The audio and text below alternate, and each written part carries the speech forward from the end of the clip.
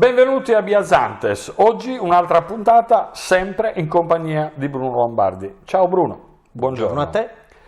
Ci siamo lasciati la volta scorsa, ci hai dato già appuntamento ad oggi per poter parlare di lingua sarda. A te la parola. Sì, la lingua sarda è così importante e oggi ne parliamo in un aspetto abbastanza specifico, cioè nel ruolo con la preghiera. Perché noi pensiamo che questa lingua molte volte sia così di supporto, no? Ad altri ambiti e in altri ambiti per altre condizioni.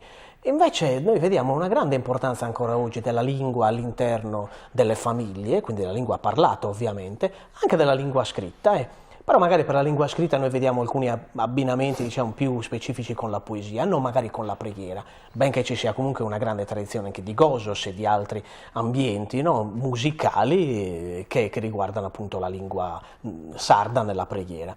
Voglio parlare nello specifico di una preghiera così particolare che ha un areale abbastanza vasto. E sembra che questa lingua sarda sia anche motivo di traduzione. Dico perché. La preghiera io la conosco come sa preghiera e su notte, una preghiera che faceva anche mia madre. E fa così per le prime due righe, no? Dice sulle tumeo del battor scabonese, battor angelo si bibonene, duos in pe, duos in cavitta. Poi continua, dice Nostra Signora su costalzo mista. Ecco, è praticamente la stessa preghiera che troviamo anche a Tiesi e la ritroviamo almeno documentata nella seconda metà dell'Ottocento.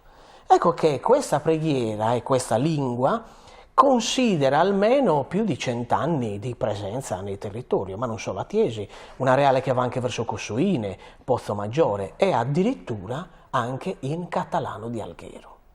È molto particolare, spesso si pensa che la lingua viene sempre tradotta, magari non so, dall'italiano, in questo caso invece il sardo riesce a tradurre questo tipo di preghiera anche in lingua algherese ed è importante perché è una preghiera che è legata sicuramente e indubbiamente con il rapporto tra madre e figlio o figlia, quindi si dice di solito prima di andare a dormire, ma in realtà anticamente, ho trovato alcune tracce anche nel Settecento, è probabilmente una preghiera esorcistica. Ecco che quindi c'è questo rapporto nella protezione contro subuzzinoso, che sarebbe il demonio, no? Era un termine spesso che si utilizzava per non dire esattamente quel nome. Perché è importante?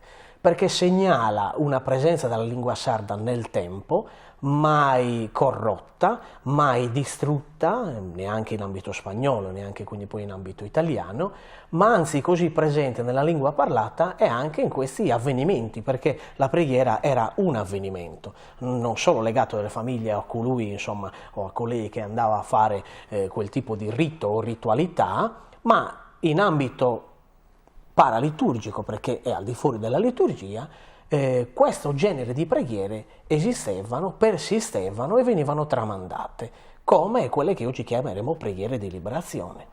È importante perché attraverso questo tipo di preghiere la lingua veniva tramandata. È molto bello, probabilmente anche alcuni magari ci vedranno anche un aspetto antropologico in questo senso, che il rapporto con la comunità di queste preghiere andavano poi al di là dei confini, perché ogni sardo si portava dietro, quando andava, emigrava, soprattutto fino all'Ottocento erano queste grandi migrazioni di sardi, si portava questo bagaglio, se lo portava come o con le canzoni, i mutos per esempio, e poi a seconda ovviamente delle zone ognuno aveva la sua specificità, col ballo difficilmente se non si era in più persone, ma soprattutto con le preghiere, perché era forse l'unico momento personale per tramandare la memoria e quindi la lingua stessa. Quindi anche poesie nel caso. Certo, è legato sempre a questo aspetto, anche perché le dinamiche poetiche sono quelle poi che riescono ad affacciarsi, a riflettersi sia in ambito, religioso o in ambito, prettamente dei mutos, per esempio, quindi del corteggiamento in quei casi.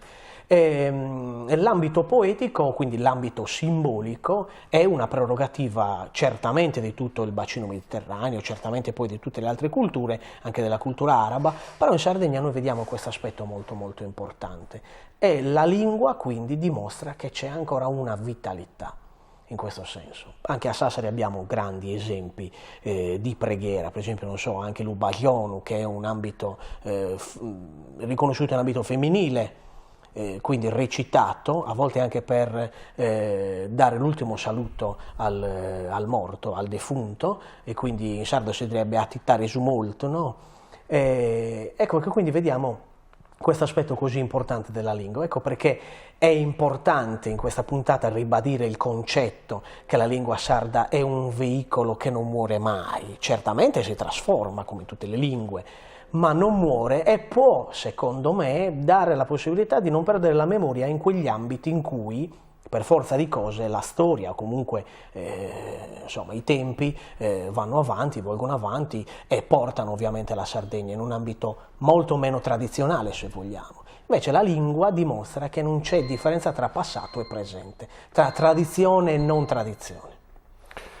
Grazie Bruno. Hai già idea della prossima settimana o preferisci non dirci niente?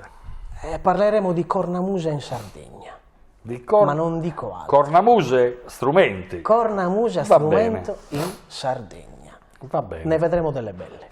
E allora, in chiusura, giovedì prossimo, grazie innanzitutto per essere stati con noi oggi. Giovedì prossimo parleremo di cornamuse sempre nella nostra rubrica. Ricordatevelo, Biasantes con voi.